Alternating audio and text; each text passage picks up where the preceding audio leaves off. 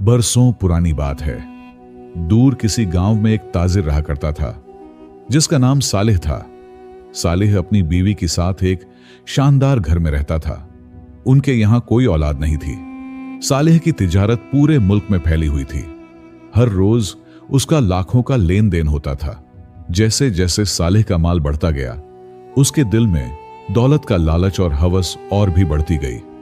यहां तक कि उसके दिल से रहम नाम की चीज बिल्कुल खत्म ही हो गई। एक साल ऐसा हुआ कि पूरे इलाके में कहत की वजह से, भूख और गुर्बत बढ़ने की वजह से लोगों को अपना पेट भरना भी मुश्किल हो गया। लेकिन सालेह के तहखाने में दौलत के ढेर मुसलसल बढ़ते ही जा रहे थे। एक के बाद एक लगातार 3 साल तक कहत पड़ता रहा। लेकिन सालेह के पास अनाज के गोदाम भरे पड़े थे। उसने इलाके से दूर रियासत में अनाज के दाम में तेजी की बात सुनी तो सालेह ने सोचा, क्यों ना अपने अनाज को दूसरी रियासत में बेचा जाए। और उसके लिए उसने अपने एक दोस्त अनीस को पैगाम भेजा। अनीस के पास काफी ऊंटों का काफिला था। वह ताजिरों के माल को एक जगह से दूसरी जगह ले जाने का काम करता था और उसकी हैसियत भी किसी ताजिर से कम नहीं थी। सालेह का पैगाम मिलते ही वह ऊंटों की कतार लेकर सालेह के पास पहुंच गया। उसे परदेश में अनाज ले जाने पर खर्च के अलावा मोटा मुनाफा भी मिल रहा था। सालेह और अनीस का आधा आधा हिस्सा हो गया। 2000 ऊंटों की कतार के 3 चक्कर लगे, तब जाकर सालेह का चौथाई अनाज उठा। जबकि सालेह के अपने गांव के लोग भूखे मर रहे थे और वह मुनाफा कमाने के लिए अपना अनाज परदेश में बेच रहा था। मरते हुए लोगों के कानों में जब इस बात की भनक पड़ी तो चंद लोग इकट्ठे होकर सालेह की हवेली पर पहुंचे। लोग कहने लगे, ताजिर जी, अल्लाह रूठे तो कोई बात नहीं, लेकिन आप ना रूठें।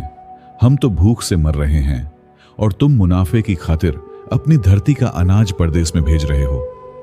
तुम्हारी यह तिजारत हमारे लिए मौत बन गई है, लेकिन क्या तुम्हारी दौलत हमेशा बनी रहेगी? भूखे इंसानों की दुआ लगेगी तो तिजारत खूब फलेगी। लेकिन सालेह ना माना। अब उसकी कमाई में कोई शरीक तो था नहीं। उसकी अपनी मर्जी थी, वह नेकी करे नहीं तो ना करे। अब तकदीर का चक्कर ऐसा लगा कि उस दिन से सालेह की हवेली में खैरात के लिए भी हमेशा के लिए दरवाजे बंद हो गए। ऐसी बद्दुआ लगी कि अनाज के गोदाम अचानक सड़ने लगे। सारा कारोबार ठप पड़ गया। हालात ऐसे हो गए कि उसे अपना सब कुछ बेचना पड़ा। सालेह को भूखे मरने की नौबत आ गई। आखिरकार सालेह ने अपने दोस्त अनीस के यहां पर मुंशी का काम कर लिया। एक दिन ऐसा हुआ कि अनीस के गांव में एक नजूमी आया। अनीस ने अपने साथ साथ सालेह की तकदीर भी पूछ ली। नजूमी ने किताब देखी और बताया कि तुम्हारे मुंशी की बीवी फिलहाल हामिला है और उसका बेटा बहुत ही किस्मत वाला होगा और वह तुम्हारी सारी जायदाद का मालिक बनेगा और यह इत्तेफाक किसी भी तरह से टाला नहीं जा सकता। नजूमी की बात सुनकर अनीस का माथा ठनका। सालेह और उसकी बीवी अनीस के घर के करीब एक कच्चे मकान में रहने लगे। वह दिन भी आया जब उनके घर एक खूबसूरत बेटा पैदा हुआ, मगर सालेह लोग खुश नहीं हुए क्योंकि उनके हालात बहुत खराब थे और वह उसकी परवरिश के खर्चे की वजह से परेशान थे। अपने मुंशी के लड़के की मुबारकबाद सुनकर अनीस सोचने लगा, उसके होते भला यह मुंशी का लड़का मेरी जायदाद का मालिक कैसे बन सकता है। कुछ सोचकर अनीस मुंशी के पास पहुंचा और उसे पिछली बातें याद दिलाते हुए कहने लगा, तुम्हें अपने यहां पर मुंशी की हैसियत से काम करते हुए देखता हूं तो मेरे कलेजे में आग लग जाती है। तुम मेरे खास दोस्त हो और मेरे यहां पर मुंशी का काम करो, यह मुझे बिल्कुल भी अच्छा नहीं लगता। मैं तुम्हें 500 सोने की अशर्फियां देता हूं। तुम फिर से अपना तिजारत शुरू करो और अपने बेटे को मुझे सौंप दो। मैं उसकी परवरिश करूंगा, उसे अपना कारोबार सिखाऊंगा। तुम्हें तो खुद ही खाने के लाले पड़े हैं, उसे कैसे पालोगे? उसकी इस बात पर सालेह राजी हो गया। मुंशी ने 500 सोने की अशर्फियों के बदले में अपना बेटा अनीस को सौंप दिया। उसके बाद अनीस ने एक जलाद को बुलाया और उसे मुंशी के बेटे को कत्ल करने के बदले 100 अशरफियां देने का वादा किया। उस कत्ल करने वाले जलाद ने नन्हे से बच्चे को अपनी गोद में उठाया और उसे लेकर जंगल की तरफ रवाना हो गया। लेकिन वह छोटा सा बच्चा तो उसके चेहरे की तरफ देखकर मुस्कुराने लगा और फौरन ही उसके दिल में बच्चे को मारने का ख्याल बदल गया। लेकिन अनीस से 100 अशरफियां भी तो लेनी थीं। रास्ते में उसने बच्चे को कुछ झाड़ियों के पीछे सुला दिया और वापस पहुंच गया। अनीस यह देखकर बहुत ही खुश हुआ कि चलो, उसकी जायदाद को हथियाने वाला इस दुनिया में नहीं रहा, लेकिन मारने वाले से बचाने वाला बड़ा होता है। तकदीर का खेल ऐसा हुआ कि जैसे ही जल्लाद बच्चे को झाड़ी पर सुलाकर कुछ दूर पहुंचा था, किसी जरूरी काम की सलाह अनीस से लेने के लिए सालेह उस रास्ते से ही निकल आया। अचानक उसके कानों में किसी बच्चे के रोने की आवाज सुनाई दी। मुंशी अपने आप ही उस आवाज की सिमत की तरफ चल दिया। झाड़ी के पास खड़े होकर देखा तो पत्तों में लिपटा हुआ एक बच्चा रो रहा था। मुंशी फौरन पहचान गया कि यह तो उसी का बेटा है। सोचने लगा कि अनीस ने उसके साथ ऐसा धोखा क्यों किया। अब तो उस अनीस का मुंह देखना भी ठीक नहीं। और फिर अपने बच्चे को लेकर वह वापस गांव की तरफ चल दिया। अपने बेटे को सामने देखकर उसकी बीवी बहुत ही खुश हुई और उसने अपने बेटे का नाम रखा गौस। इधर जब अनीस ने मुंशी के बेटे को मरा हुआ जान लिया, तभी उसका एक नौकर खुशखबरी लेकर आया कि उसके यहां पर तीसरी बेटी हुई है। उसके यहां 2 बेटे पहले से थे। अनीस ने जब यह सुना कि तो उसकी खुशी का कोई परवाना न रहा। उसने अपनी बेटी का नाम फरह रख लिया। जबकि इधर ताजिर के घर पर उसका बेटा गौस आया तो वक्त ऐसा बदला कि सालेह के तो दिन ही बदल गए। जिस भी कारोबार में वह हाथ डालता उसकी बेशुमार कमाई होने लगती। उनके सुख चैन जैसे वापस लौट आए। जैसे जैसे गौस बड़ा होता गया, सालेह की तिजारत भी फैलती गई। गौस के पैदा होने के बाद उसके मां बाप को अब कुछ सुख चैन मिला था कि तभी उस पर मुसीबतों का पहाड़ टूट पड़ा। गौस जवान हुआ और उसके मां बाप की मौत हो गई। कुछ दिनों तक रोने धोने के बाद गौस ने सब्र कर लिया। उसने तिजारत की, लेन देन किया, लेकिन नुकसान ही नुकसान होने लगा। आखिरकार तंग आकर उसने जमींदार के यहां पर महसूल वसूल करने की नौकरी कर ली। हिसाब किताब ठीक रखता था, किसी को भी कोई छोट नहीं देता था, पूरी ईमानदारी से अपना काम करता। अब तो उसके दिन मजे से कटने लगे। एक दिन अनीस कस्तूरी अपने ऊंटों पर लादे हुए उसी गांव से गुजर रहा था। गौस का काम था कि उस गांव से आने जाने वाले ताजिरों से भी वह महसूल वसूल करे। उसने अनीस से महसूल वसूल करने के लिए मुलाकात की। बातचीत के दौरान अनीस ने पूछताछ की कि उसका नाम क्या है। जवाब सुनकर उसका माथा ठनक गया। वह समझ गया कि यह तो उसी सालेह का बेटा है। यह अभी तक जिंदा कैसे है। काफी देर तक अनीस गौस से मीठी मीठी बातें करता रहा और फिर दुगनी तनख्वाह का लालच देकर उसे अपने साथ नौकरी करने पर बड़ी मुश्किल से उसने मना लिया। गौस ने गांव के जमींदार को महसूल की सारी जिम्मेदारी सौंपी और अनीस के साथ रवाना हो गया। अनीस के दिल में तो जैसे जहर घुल गया था। वह तो बस यही सोच रहा था कि किस तरह से उसका खात्मा किया जाए। एक दिन उसने गौस को अपने पास बुलाया और कहने लगा कि तुम्हें मेरे गांव में एक जरूरी खत पहुंचाना है। अनीस ने गौस को एक अच्छा सा घोड़ा दिया और साथ ही साथ जल्दी वापस आने की बात कहकर उसे खत दिया और उसे रवाना कर दिया। गौस ने पूरी रफ्तार से घोड़ा दौड़ाया और तीसरे दिन रात के वक्त वह अनीस की हवेली पर जा पहुंचा। हवेली के बाहर एक बागीचा था। गौस उसी बागीचे में उतरा। उसने अपने घोड़े को दरख्त से बांधा और नरम घास पर लेटते ही उसे नींद आ गई। अनीस की एक लड़की अभी तक कुंवारी और जवान थी। अपने बाप की तरह उसके दिल में किसी के लिए कोई हसद नहीं था। वह बहुत ही सच्ची और ईमानदार थी।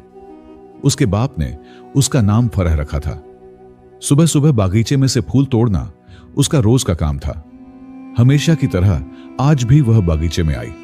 तभी उसकी नजर वहां पर एक दरख्त के साथ बंधे हुए घोड़े पर पड़ी। घोड़े के पास ही एक नौजवान सोया हुआ था, जिसका चेहरा निहायत तेजवान और खूबसूरत था। फरह काफी देर तक नींद में सोए हुए इस नौजवान का मुंह देखती रही। सूरज की रोशनी और चिड़ियों की आवाज सुनकर गौस की नींद खुल गई। वह फौरन उठ बैठा और सामने मौजूद फरह को गौर से देखने लगा। काफी वक्त तक एक दूसरे को देखते ही रहे, लेकिन मुंह से एक बात भी ना निकली। घोंस ने अनीस का लिखा हुआ खत फरह को थमा दिया। खत को पढ़ते ही फरह का चेहरा मुरझा सा गया।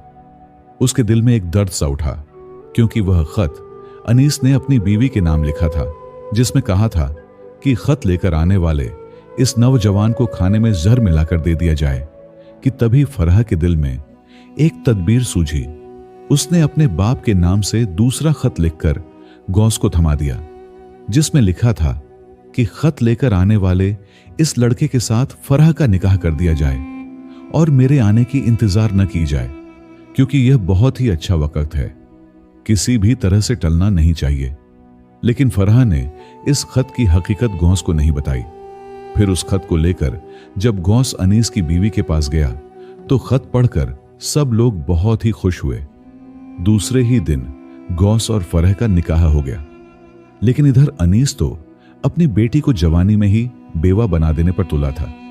जब अनीस को इस बात का पता चला कि उसके कहे के मुताबिक फरह का निकाह घोंस से कर दिया गया है, यह पैगाम मिलते ही अनीस के माथे में जैसे तोपें दागने लगी हों। उसने फौरन काफिला किया और सैयदा अपने गांव की तरफ रवाना हो गया। गांव पहुंचने पर अनीस ने पहले खत वाली बात किसी के सामने नहीं की।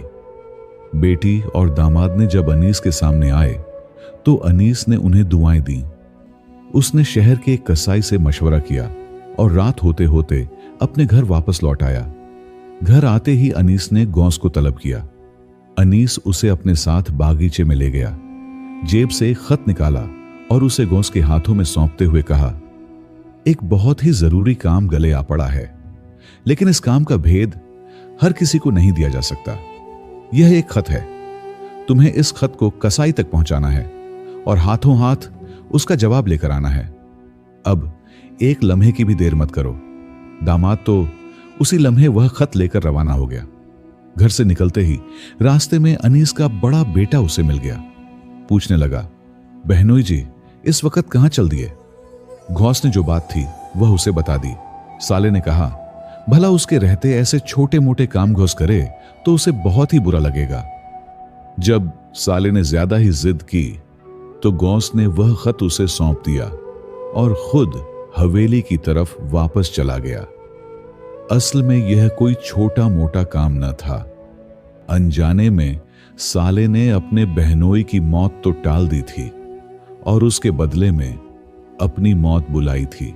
अनीस ने शहर के कसाई के साथ यही मशवरा किया था कि जो भी उसका खत लेकर आएगा उसे जान से मार डालना। कसाई ने अपना वादा पूरा किया। खत बरदार को अंधेरी कोठड़ी में ले जाकर तेज छुरी से उसका गला काट दिया। दूसरे दिन जब अनीस ने बागीचे में अपनी बेटी और घोंस को एक साथ फूल तोड़ते हुए देखा तो उसका कलेजा छलनी हो गया। उसने अपने एक नौकर को भेजकर सही मालूमात मंगवाई। सच्चाई जानते ही अनीस को जैसे फालिज मार गया। वह दहाड़े मारकर रोने लगा, लेकिन बेटे के मर जाने की चर्चा उसने किसी से नहीं की। उसके दिल का जहर अब और भी ज्यादा उबाल मारने लगा था। अब तो घोंस को मारे बगैर उसे हरगिज सुकून नहीं मिलने वाला था। शाम के वक्त वह शहर के नाई के घर गया। उसे अशर्फियों से भरी हुई एक थैली दी और उसे अपनी सारा मंसूबा समझा दिया कि जो भी उसका खत लेकर आएगा उसकी दाढ़ी मूंछ बनाते वक्त उसका गला काट दे और सारी जिंदगी यह बात किसी के कानों तक न पड़ने दे। हमेशा की तरह घोंस और फरह बातें करने में मसरूफ थे। नौकरानी उन्हें बुलाने आई तो घोंस उसी वक्त अपने ससुर के पास आ पहुंचा। अनीस उसे एक बार फिर से बागीचे में ले गया। उसने दामाद को एक नया टोटका बताया कि आज की रात नंगे पांव चलकर दाढ़ी बनवाने से कोई बीमारी नहीं आएगी। और हां, तिजारत के सिलसिले में यह खत इस नाई तक हाथों हाथ पहुंचाना है। घोंस तो फौरन ही वहां से रवाना हो गया। घोंस तेज कदमों से जा ही रहा था कि छोटे साले की आवाज सुनकर वह रुक गया। पूछने पर उसने वही बताया जो कि सही था। इस बात को लेकर साले ने सोचा कि उनकी कितनी जबरदस्त बदनामी होगी। उसने कहा, जब तक घोंस के साले हैं तब तक उसे कोई काम नहीं करने देंगे। साले ने जब ज्यादा ही जिद की तो घोंस ने अनीस का कागज अपने साले को पकड़ा दिया। इधर वह नाई खत के वहां आने का इंतजार में ही था। अनीस के साथ जो वादा किया था वह पूरा हुआ और उसने खत लाने वाले नौजवान का गला काट दिया और किसी को कानों कान भनक तक न हुई। लेकिन अगले दिन फिर से अपनी बेटी और दामाद को फूल तोड़ते देखकर अनीस की आंखों के सामने अंधेरा सा छा गया। उसने नौकर को भेजकर सही बात का पता लगवाया। सच्चाई सुनते ही उसके कलेजे में आग दहक उठती। वह खूब पछताया, लेकिन फिर भी अपने दामाद को मारने का ख्याल उसके दिल से न गया। उसे अपनी जायदाद अपने बेटों की जान से भी ज्यादा प्यारी थी। उसने सोचा, क्यों न बेटी और दामाद दोनों का ही काम तमाम कर दिया जाए। अनीस ने उन दोनों की मौत के लिए एक नई तरकीब सोची। उसने कुछ डाकुओं को अशरफियों की थैली दी और उन्हें सारी बात समझा दी। आधी रात बीत जाने के बाद 3 आदमी फरह और गौस के मकान में पहुंचे। वह दोनों बहुत ही गहरी नींद में सो रहे थे। चोरों ने उन्हें बेहोश किया और एहतियात से पलंग को उठाया। हल्का सा झटका दिए बगैर ही वह उन्हें उठाकर नदी के किनारे पर ले आए। पलंग नीचे रख दिया और तब तक दोनों शौहर बीवी की नींद न टूटी थी। उन्होंने सोचा कि अब यह दोनों शौहर बीवी पलंग छोड़कर कहां जाएंगे। कुछ देर आराम करते हैं, फिर उनका इलाज करते हैं, तब तक अनीस भी पहुंच जाएगा। यह सोचकर वह चोर सुकून से बैठ गए, मगर जल्द ही बेहोश हो पड़े। आधी रात के वक्त गौस और फरह की आंख खुल गई। सोचने लगे, अपने घर से वह यहां पर कैसे आ गए। उन्होंने पलंग के करीब बेहोश पड़े लोगों को देखा तो सारी बात उनकी समझ में आ गई। वह दोनों चुपचाप वहां से चले गए। इधर अनीस खंजर लिए नदी के किनारे पर आ गया। देखा कि पलंग एकदम खाली था और चोर पास ही बेहोश पड़े हुए थे। उसे लगा कि मेरी चाल अब कामयाब हो चुकी है। दोनों का काम तमाम करने के बाद यह बेचारे सो रहे हैं, अब उन्हें सो लेने दो। अनीस दिल ही दिल में बहुत खुश था। वह सोचने लगा, शायद उन्होंने दोनों को ठिकाने लगा दिया है। उसने उसी पलंग पर सोने का फैसला किया। लेकिन जब दिन हुआ तो चोरों ने उस पर धावा बोल दिया और नदी में बहा दिया। लेकिन इधर जब यह बात गौस और फरह को पता चली तो वह जान गए कि उनके वालिद उनको मरवाना चाहते थे, लेकिन तकदीर को कोई टाल नहीं सकता। जो चीज तकदीर में लिख दी गई है वह होकर रहती है।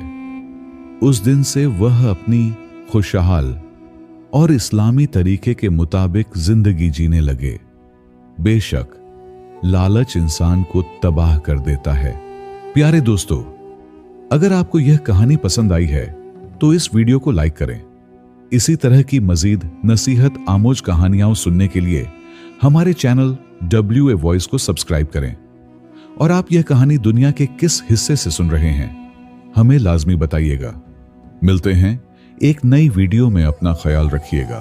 खुदा हाफिज।